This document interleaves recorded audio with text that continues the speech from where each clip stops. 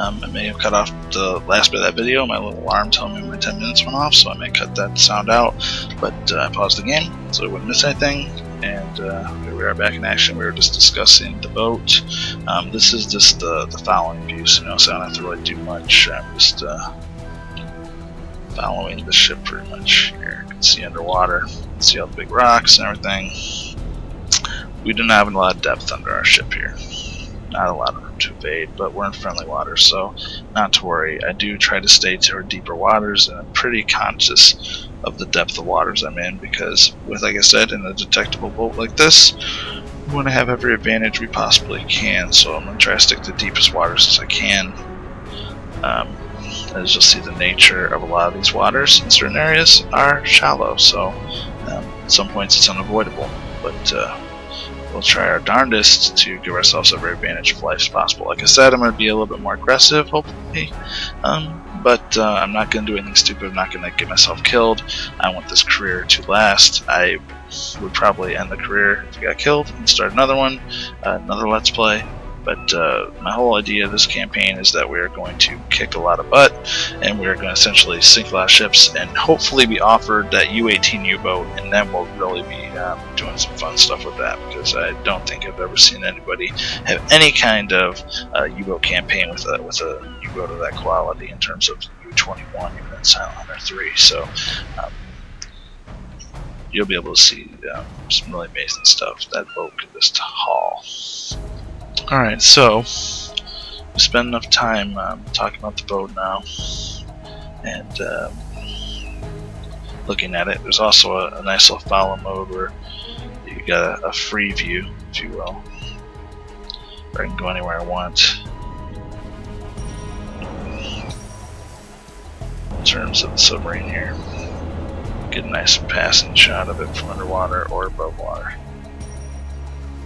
Do whatever we want. This is the benefit of having these external views, so I can really show you things and discuss different aspects of the boat, different aspects of what's going on strategically around us that maybe you'd be more unaware of if you've never played a game of this sort.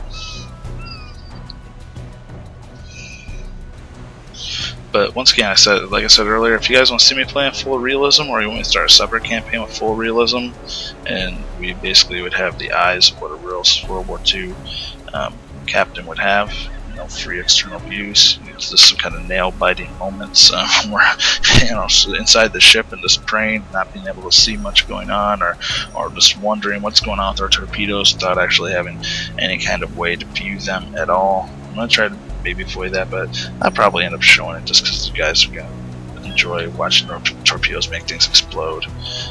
So let's go out to the map, and first of all, we're going to go over, before we do our time compression, we're going to check this route. I think this is a safe level to zoom out, and we're missing islands like this. You can see when you zoom in on these long routes that we've made, and you're zoomed in, it takes a long time to follow this thing.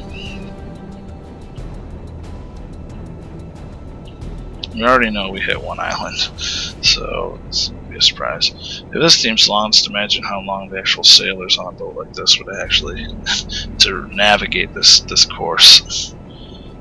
Just ridiculous the amount of time, if you didn't have time compression, something like this would take. Speaking of time compression, essentially in Silent Hunter series, you have down here in the corner, you see this number 1 going on. If I click that plus sign, I'm now for every 1 second, actually 2 seconds is going by, and you can actually increase that to 4 to 8.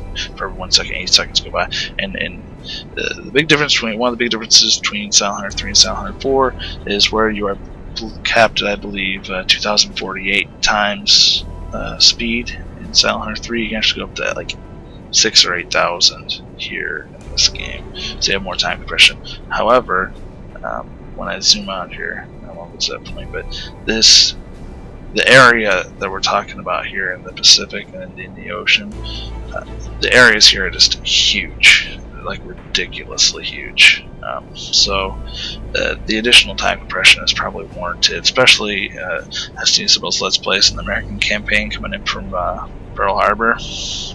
Man, if you can compress that a lot, those things would probably take a long time to come in from Hawaii and come all the way over to China, Japan, etc., and so forth. So far, I did not see that island that we were running into. Fled past it, talking too much, not watching anything.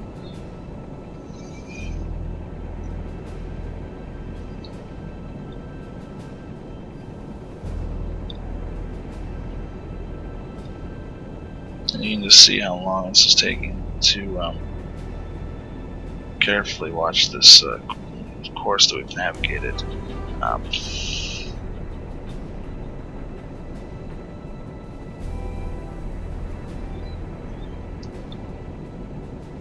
I just can't imagine, I could actually have to sit here for days, weeks, months, sit there in a tight, cramped, uncomfortably warm, especially in the tropics, submarine for days.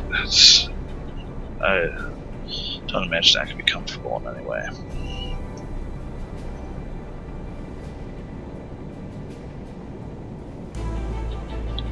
Gotta be getting close to the end of this too now. I must have missed that island because I think we're getting to the end.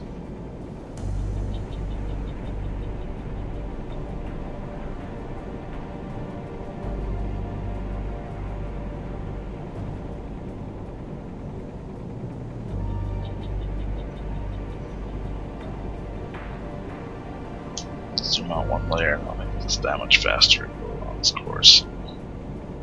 Zoom out one level.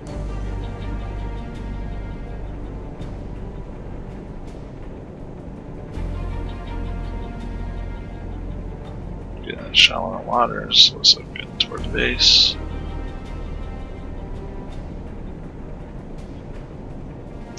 Oh, here's where we ran to that island at. So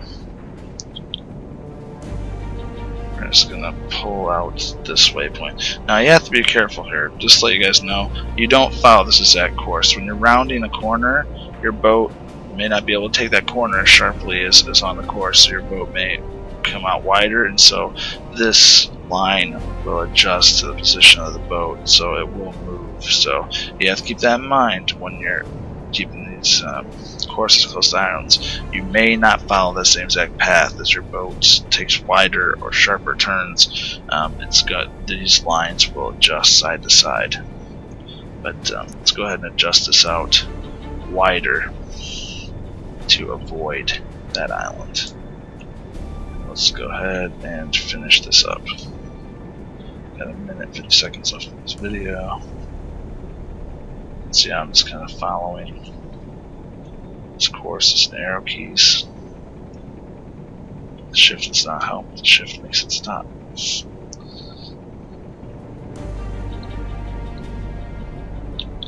I was hoping I wasn't as blind as to miss that island, but we did not. Okay, so our course was pretty good.